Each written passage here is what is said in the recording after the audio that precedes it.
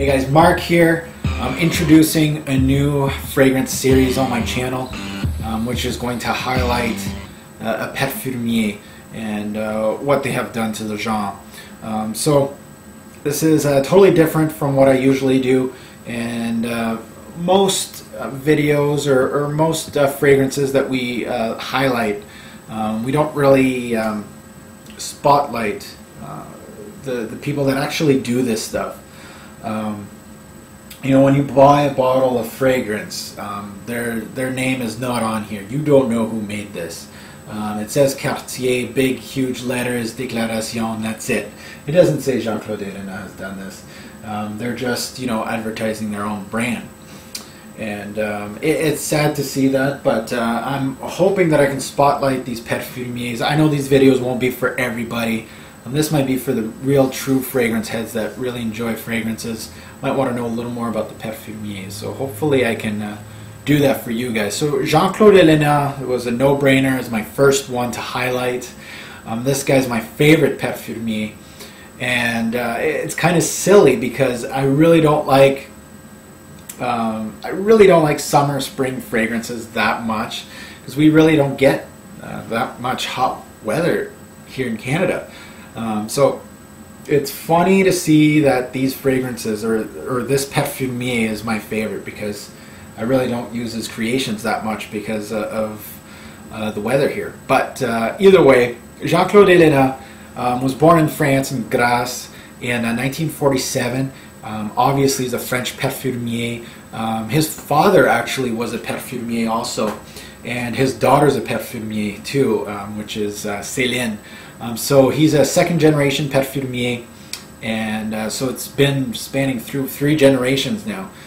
So great stuff from the Ellena family. His teenage years, he did work as an apprentice at the Antoine Acides factory. In the early 20s, he enrolled in the Perfumier school called Givaudan. And this is actually a fragrance, how can I say this? These companies like Givaudan are companies that Armani or you know, any designer or niche fragrance house will hire their Perfumiers to make creations for them. So he did work for Givaudan as a Perfumier, then moved on to Simeris.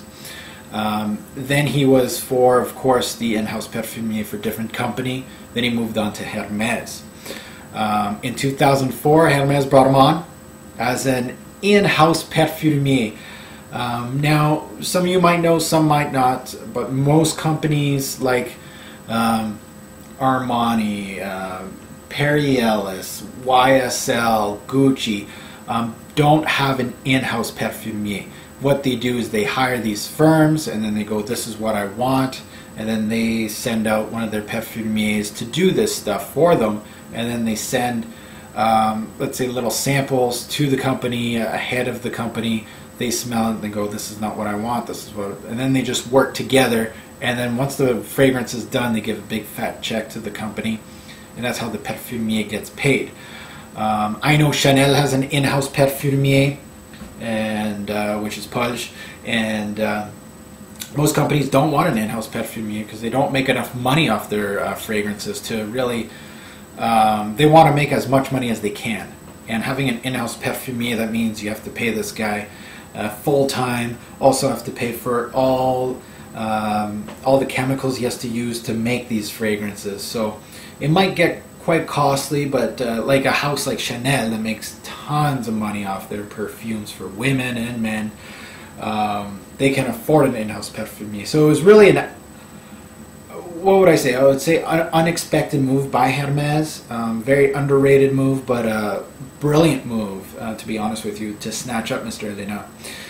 So in 2008, very interesting that Hermès exactly published their sales for Hermès fragrances since Hermès has been under Ellena, and the sales has since tripled for Hermès fragrances, and obviously it's a huge part because of Ellena and his brilliant fragrances. So he's brought Hermès back to, well, not back, but in the fold as far as a great fragrance house. because they were basically dying. They weren't doing anything relevant really in the past so many years. Ellena himself has created dozens of fragrances for different fragrance houses, some niche, some designer, and most notably he was with a different company for a few years, a niche fragrance house, and that's the house that he was before joining Hermes. And these are the type of fragrances that he was making for the niche fragrance house. This is what different company looks like, and his daughter is now creating for the different company imprint when he left, which is Céline. Now in 2005 he developed Jardin sur le Nil for Hermes, and that story can actually be found in this book, The Perfect Scent, by Chandler Burr, as Chandler Burr followed Hermes executives with Mr. Ellena to the Nil to try to evoke a smell of Jardin sur le Nil. So an amazing story. I would definitely recommend this book to any fragrance head, anybody that loves fragrances. I would actually even recommend to purchase this while you're purchasing the book, to really, because I didn't have Jardin sur le Nil when I was reading this, and I really wanted it, so just a heads up.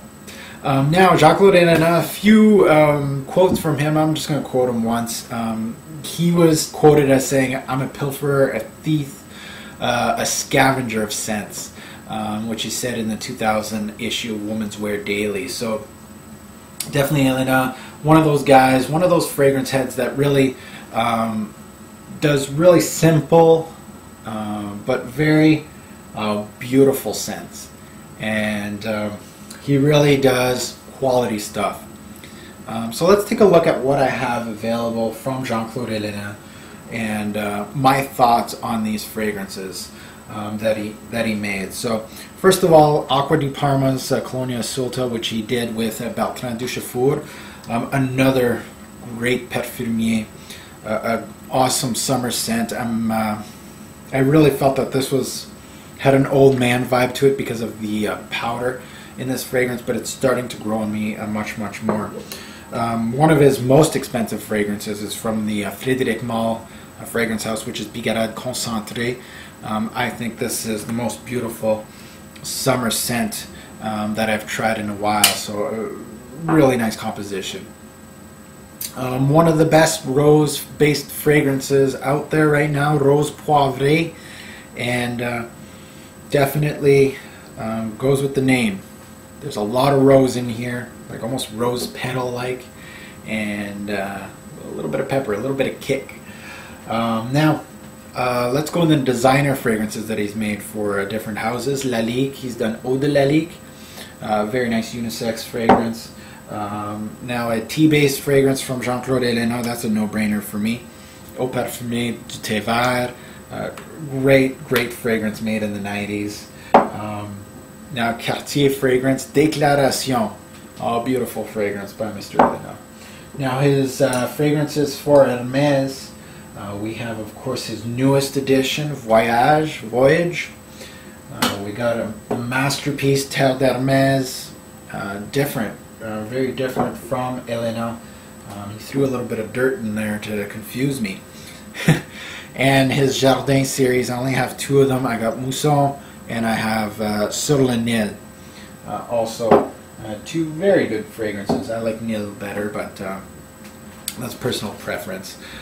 So as far as Jean-Claude Ellena's fragrances, which ones are my favorite?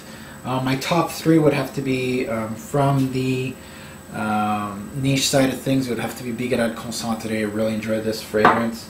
Number two would have to go back to the Hermes line, which is Jardin sur le Nil. And last but not least, another Hermes fragrance I think is his masterpiece, which is the earthy Terre d'Hermes. So that is a little story on Jean-Claude Ellena, a little spotlight on the man himself. I hope you enjoyed this. If you do, let me know, since it is a new video idea. Let me know what you think of the idea and if I should do it on other Perfumiers.